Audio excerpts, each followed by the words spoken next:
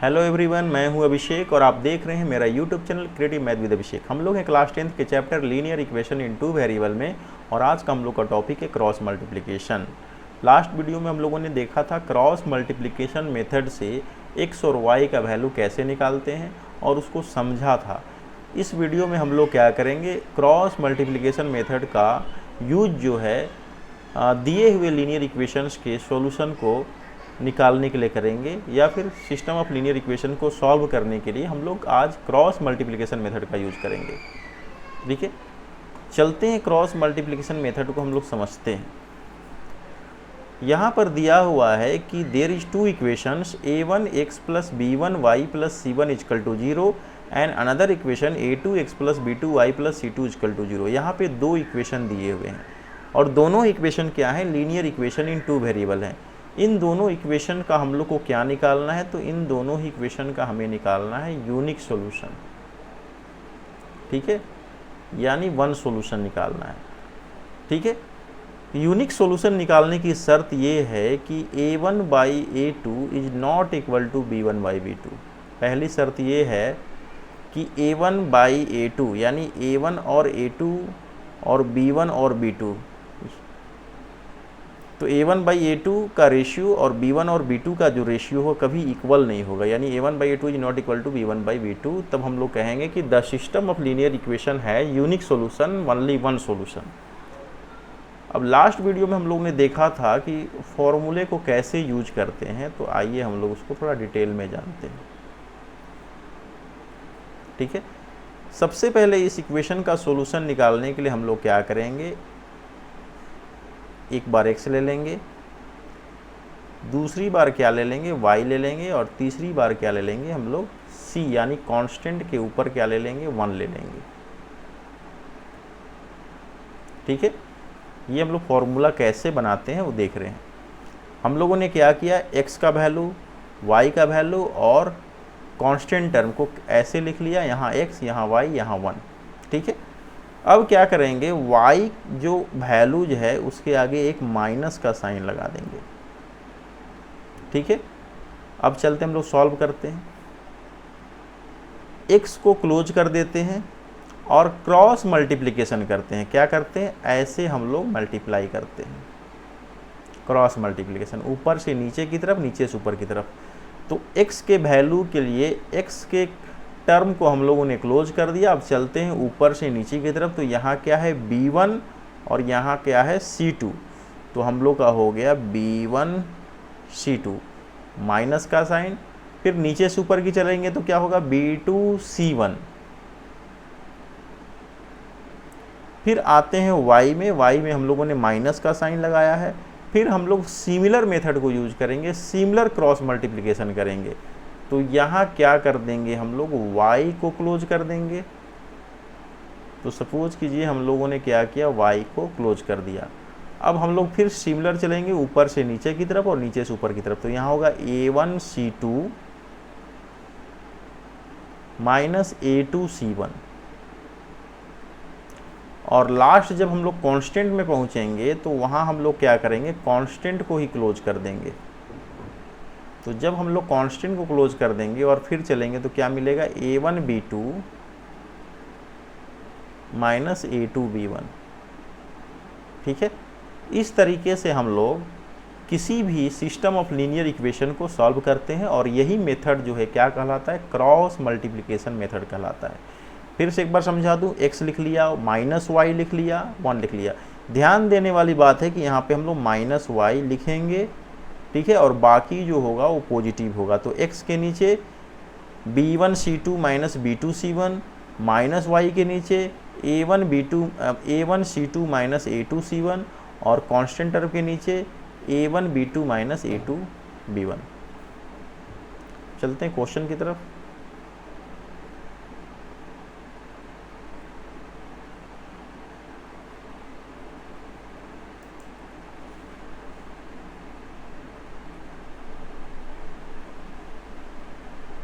अब हम लोगों ने कुछ क्वेश्चन लिया है क्रॉस मल्टीप्लिकेशन मेथड से, इन क्वेश्चन को सॉल्व करेंगे। कैसे करते हैं,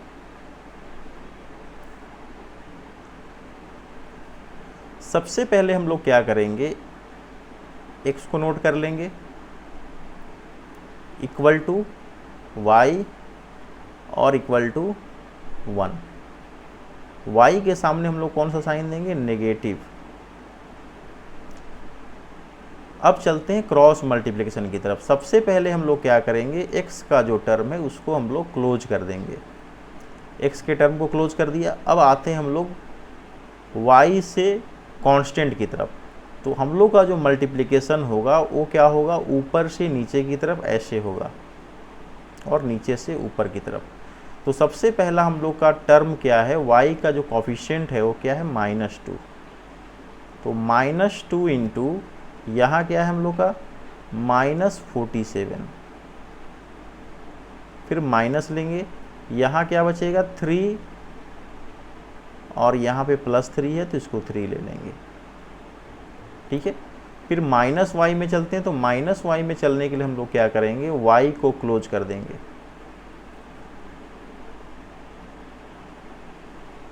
y को हम लोगों ने क्लोज कर दिया। अब हमें क्या मिलेगा, 3 का कोफिशिएंट क्या है, तो 3, x का कोफिशिएंट 3 और यहाँ है -47 और यहाँ चलेंगे तो 4 इंटू 3। फिर हम लोग क्या करेंगे, एट लास्ट जो है कांस्टेंट पार्ट को क्लोज कर देंगे। जब हम लोगों ने कांस्टेंट पार्ट को क्लोज कर दिया तो अब हम लोग क्या करेंगे, क्रॉस मल्टीप्लिकेशन करेंगे। 3 इंटू 3 और -4 इंटू -2। अब इनको सॉल्व करते हैं तो कितना होगा, माइनस और माइनस मल्टीप्लाई करेंगे तो प्लस, और 47 इंटू 2 कितना होगा, 94 और -3 3 जा 9। यहाँ चलेंगे तो क्या मिलेगा, -y divided by -47 into 3 minus plus minus और 3 7 जा 21 इन हैंड 2, 4 3 जा 12 और 2 14, 141। फिर यहाँ क्या होगा, 4 3 जा 12। अब आगे चलते हैं, कांस्टेंट टर्म में क्या होगा, 9 माइनस माइनस प्लस 4 2 जा 8। अब ये क्या होगा, 94 माइनस 9 कितना होगा, तो ये होगा आपका 85, ठीक है। और यहाँ क्या है, -y और ये क्या हो गया हम लोग का 2 1 3 4 1 5 153 नेगेटिव, और ये हो गया 9 8 17। ये दोनों माइनस में है तो माइनस माइनस कैंसिल हो गया। अब हमें क्या मिला, x/85 is equal to y divided by 153 is equal to 1/17। एक बार हम लोग इन दोनों को लेकर चलेंगे तो क्या मिलेगा, x/85 इज इक्वल टू 1/17, और एक बार जब हम लोग इन दोनों को लेकर चलेंगे तो क्या मिलेगा, y/153 डिवाइडेड बाई 1/17। अब यहाँ x का वैल्यू क्या हो जाएगा, तो 85/17, 17 5 जा 85, यानी हमें x का वैल्यू कितना मिल गया, तो x का वैल्यू मिल गया 5। और यहाँ से अगर y का वैल्यू निकालना हो तो 153 डिवाइडेड बाई 17 होगा, कितनी बार में, 9 7 जा 17 जा 153, ये हो गया 9, यानी y का वैल्यू हो गया 9। इस तरीके से हम लोगों ने देखा कि x का वैल्यू 5 हो गया और y का वैल्यू कितना हो गया, 9 हो गया। ये जो मेथड है हम लोग का क्या कहलाता है, क्रॉस मल्टीप्लिकेशन कहलाता है। तो क्रॉस मल्टीप्लिकेशन में क्या करते हैं हम लोग, ऐसे मल्टीप्लाई करते हैं, क्रॉस मल्टीप्लाई करते हैं, नीचे से ऊपर की तरफ, ऊपर से नीचे की तरफ, ठीक है।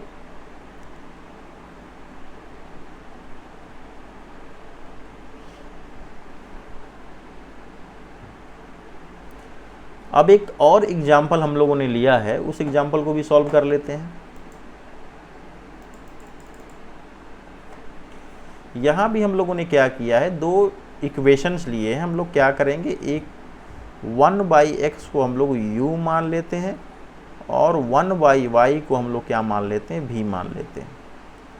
तो हमारा इक्वेशन हो जाएगा au minus bv equal to 0 है, तो यहाँ पे 0 ऐड करके 0 लिख सकते हैं, और इसको लिख सकते हैं A B square u plus A square B भी, और इस टर्म को बाईं तरफ ले आते हैं तो हो जाएगा minus A square plus B square equal to 0।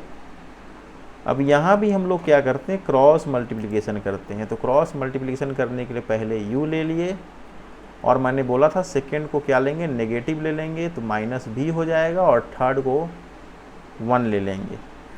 ठीक है, क्रॉस मल्टीप्लिकेशन में चलते हैं। तो इस टर्म को जब हम लोग क्लोज करेंगे u के लिए, तो हम लोग का क्रॉस मल्टीप्लिकेशन कैसे होगा, ऊपर से नीचे की तरफ, यानी सेम पैटर्न में होगा, सिमिलर होगा। तो चलते हैं, इसको u के वैल्यू के लिए हम लोग u के टर्म को क्या किए, क्लोज कर दिया। अब क्या बचा यहाँ, माइनस बी इंटू, यहाँ हम लोगों ने मल्टीप्लाई किया तो क्या बचा, minus A square plus B square. ठीक है, और इन दोनों को हम लोगों ने मल्टीप्लाई किया, थोड़ा सा स्पेस कम हो रहा है, यहाँ से लेके चलते, इन दोनों को हम लोगों ने मल्टीप्लाई किया तो यहाँ क्या है, माइनस बी, और इनटू ये क्या है, माइनस, तो minus A square plus B square, और माइनस 0 इंटू ए स्क्वायर बी इंटू 0। ये हो गया u का वैल्यू। फिर माइनस भी में चलते हैं, तो माइनस भी के लिए हम लोग क्या करेंगे, माइनस भी को क्लोज कर देंगे, ये पूरा टर्म जो है क्लोज हो जाएगा। अब ये क्लोज हुआ तो यहाँ से यहाँ चलेंगे तो क्या मिलेगा, तो यहाँ से यहाँ पे ये है, और यहाँ है minus A square plus B square, फिर माइनस लेंगे, ये 0 हो जाएगा, तो ए बी स्क्वायर इंटू 0। फिर लास्ट में चलते हैं, तो लास्ट में चलने के लिए हम लोग क्या करेंगे, कांस्टेंट टर्म को क्लोज कर देंगे। तो ये हमारा कांस्टेंट टर्म क्लोज हो गया। तो यहाँ क्या बचा, यहाँ बचा a, और यहाँ हुआ ए स्क्वायर बी, माइनस यहाँ बचा ए बी स्क्वायर, और ये हो गया माइनस बी। अब इसको हम लोग सॉल्व करते हैं।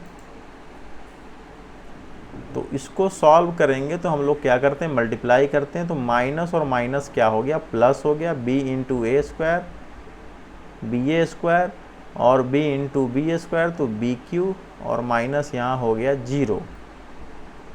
यहाँ माइनस भी है, यहाँ मल्टीप्लाई किया तो क्या हो गया, माइनस ए क्यू और माइनस ए बी स्क्वायर, और ये हो गया 0। और यहाँ मल्टीप्लाई किया तो क्या हो गया, A Q B minus minus plus A B Q. ठीक है,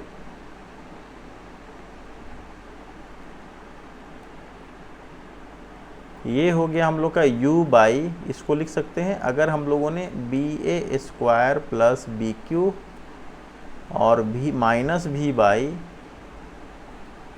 minus A Q minus A B square, और ये हो गया 1 by A Q B plus A B Q. ठीक है, अब इसको हम लोग सॉल्व करते हैं। तो एक बार इन दोनों को ले लेते हैं और एक बार इन दोनों को ले लेते हैं। तो ये हम लोग का हो गया, अगर हम लोगों ने फर्स्ट और लास्ट को लिया तो A U by B A square plus B Q is equal to 1 by A Q B plus A B Q. ठीक है, अब इन दोनों को हम लोग क्या करते हैं, सॉल्व करते हैं। तो हमें क्या मिलेगा, यहाँ से हम लोगों ने क्या कॉमन ले लिया, तो यहाँ से हम लोगों ने b कॉमन ले लिया। तो यहाँ हो गया ए स्क्वायर प्लस बी स्क्वायर, और यहाँ पे हम लोगों ने क्या कॉमन ले लिया, ए बी कॉमन ले लिया। तो यहाँ से ए बी कॉमन ले लिया, तो यहाँ भी हो गया ए स्क्वायर प्लस बी स्क्वायर। ये दोनों क्या हो गए, कैंसिल हो गए। ठीक है, और b से b कैंसिल हो गया, तो यहाँ क्या बच गया, u इजकल टू 1 बाई ए, ये बच गया। ठीक है, और u को हम लोगों ने क्या माना है, तो 1 बाई एक्स माना है। तो u को हम लोगों ने माना है 1 बाई एक्स बराबर हो गया 1 बाई ए, यानी x बराबर हो गया a। ठीक है, अब सेकेंड वाले से अगर हम लोग चलते हैं तो यहाँ हमको क्या मिलेगा, minus B by minus A Q plus A B square is equal to 1 by A Q B plus A B Q. ये मिल गया सेकेंड वाले से हम लोग को। ठीक है, इस सेकेंड वाले से हम लोग को मिल गया। यहाँ से माइनस माइनस कैंसिल हो गया तो ये बच गया v, और यहाँ पे हम लोगों ने a कॉमन लिया तो a square plus B square, और यहाँ हो गया ए बी कॉमन लिया तो यहाँ हो गया ए स्क्वायर प्लस बी स्क्वायर। ये दोनों कैंसिल हो गए, ए से ए कैंसिल हो गया, तो v इजकल टू कितना बच गया 1/v, और v को हम लोगों ने क्या माना है 1/y is equal to v, 1/v, v is equal to हो गया y इजकल टू हो गया b। यानी इस तरीके से हम लोगों ने x का वैल्यू a और y का वैल्यू b जो है आसानी से निकाल लिया। ठीक है,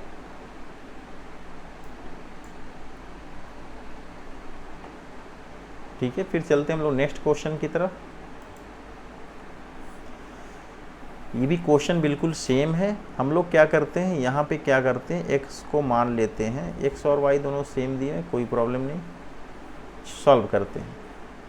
इस इक्वेशन को हम लोग क्या करते हैं, सूटेबल फॉर्म में कन्वर्ट कर लेते हैं। ये हो गया, और दूसरा हो गया x/3 minus y/12 minus 19/4 is equal to 0। ये दो इक्वेशन हो गए। अब क्रॉस मल्टीप्लिकेशन मेथड से इसको सॉल्व करते हैं। चलते हैं, पहले हम लोग लिख लेंगे x, और फिर क्या लिखेंगे माइनस y लिखेंगे, और उसके बाद क्या लिखेंगे 1, कांस्टेंट के लिए 1 x माइनस y। x वाले टर्म को अगर हम लोग क्लोज करेंगे तो क्या मिलेगा, हम लोग का मल्टीप्लिकेशन हमेशा कैसे होगा, ऐसे होगा, ऊपर से नीचे की तरफ, नीचे से ऊपर की तरफ, सिमिलर वे में। तो ये दोनों को मल्टीप्लाई करते हैं तो क्या हो जाएगा, इसका कोफिशिएंट है 1/15 और इसका कोफिशिएंट है माइनस 19/4, माइनस इसका कोफिशिएंट है माइनस 1/12 और इसका कोफिशिएंट है -4। फिर y में आते हैं, y वाले को अगर क्लोज कर लेते हैं तो y वाले टर्म को क्लोज करते हैं, तो y को हम लोगों ने क्लोज कर दिया, तो ये क्या हो गया, इसको क्लोज कर दिया हम लोगों ने, तो ये क्या हो गया 1/6 इंटू माइनस 19/4 माइनस 1/3 इंटू -4, और लास्ट में हम लोगों ने इसको क्लोज कर दिया, तो लास्ट में इसको हम लोगों ने क्लोज कर दिया, तो क्या मिला, तो यहाँ मिला 1/6 इंटू माइनस 1/12 और माइनस 1/3 इंटू 1/15, ये मिल गया। अब इनको सॉल्व करते हैं, तो सॉल्व करेंगे तो क्या मिल जाएगा, x बाई ये हो गया minus 19/60 minus minus plus plus minus minus 4/12, यहाँ माइनस हो गया तो माइनस 19/6 4 जा 24 और माइनस माइनस प्लस 4/3, और ये हो गया आपका माइनस 1/672 और माइनस 1/45। ठीक है, 15 3 जा 45, ये हो गया। अब अगर इसको हम लोग सॉल्व करें तो क्या मिलेगा, चलते हैं, x डिवाइडेड बाई 60 और 12 का एलसीएम 60 होगा, यहाँ हो गया माइनस 19 और ये हो गया 12 5 जा 60, 5 4 जा 20, ये हो माइनस y, इन दोनों का एलसीएम हो जाएगा 24, ये होगा -9 और ये होगा 3 8 जा 8 4 जा 32, 3 8 जा 24 8 4 जा 32, यहाँ हो जाएगा माइनस कितना हो जाएगा,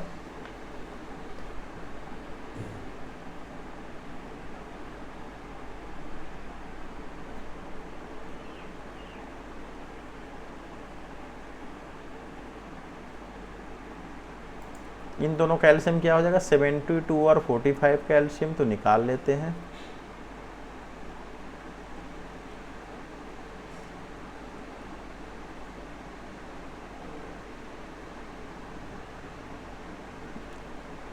थ्री 360 हो जाएगा,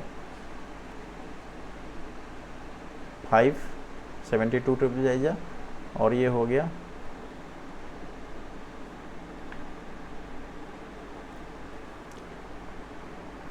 ये हो गया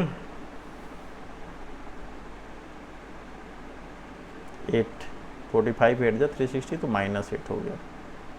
अब इसको सॉल्व किया जाए तो 60x डिवाइडेड बाई हो जाएगा -39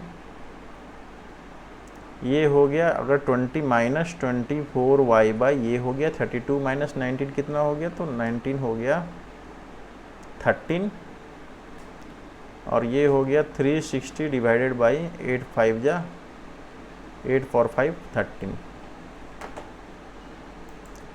अब बारी बारी से इन दोनों को और इन दोनों को लेकर सॉल्व करते हैं।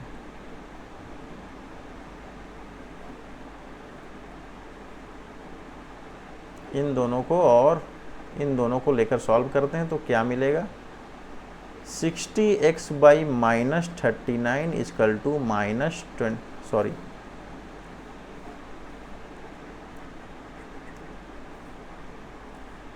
इन दोनों को और इन दोनों को लेकर सॉल्व करते हो गया 60x by minus 39 is equal to 360 divided by minus 13।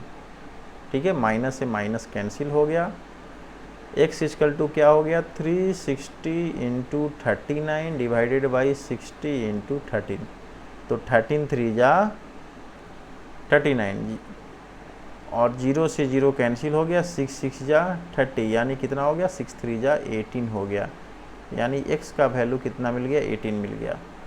अब लास्ट दो को सॉल्व करते हैं, 20 minus 24y by 13 is equal to है 360 डिवाइडेड बाई माइनस 13। ठीक है, ये y इजकल टू हो गया 316 इंटू 13 माइनस 24 इंटू माइनस 13। ठीक है, ये 360 into 13 24 into 13 minus minus plus हो गया, 13 से 13 कैंसिल हो गया और 24 से 360 कितनी बार में कटेगा, तो चलते हैं 12 2 जा 24 12 3 जा 30 यानी ये 15 से कट गया, तो कितना हो गया y का वैल्यू 15 हो गया। तो हमें y का वैल्यू कितना मिल गया 15 मिल गया। इस तरीके से देखते हैं कि x का वैल्यू 18 मिला और y का वैल्यू हम लोग को 15 मिल गया। यानी इस तरीके से हम लोग जितने भी क्रॉस क्वेश्चंस हैं अगर उनको क्रॉस मल्टीप्लिकेशन से सॉल्व करना हो तो इस तरीके से हम लोग उन सारे linear equation in two variable को क्रॉस मल्टीप्लिकेशन मेथड से आसानी से सॉल्व कर सकते हैं। ठीक है, तब तक के लिए बाय बाय फ्रेंड, फिर मिलेंगे हम लोग नेक्स्ट वीडियो में। नेक्स्ट वीडियो में हम लोग देखेंगे कि क्या कंडीशंस हैं किसी भी लीनियर इक्वेशन को सॉल्व करने के। तो थोड़ा सा रिवाइज कर देता हूँ, अगर हमारे सामने कोई system of pair of linear equation दिया हो तो हम लोग कैसे जानेंगे कि दिए हुए सिस्टम ऑफ लीनियर इक्वेशंस का कितना सोल्यूशन होता है। यानी दिए हुए सिस्टम ऑफ लीनियर इक्वेशन का सोल्यूशन यूनिक होगा कि मेनी सोल्यूशन होगा कि नो सोल्यूशन होगा। ठीक है, तो इसके बारे में हम लोग देखेंगे नेक्स्ट वीडियो में। तब तक के लिए बाय बाय, फिर मिलते हैं।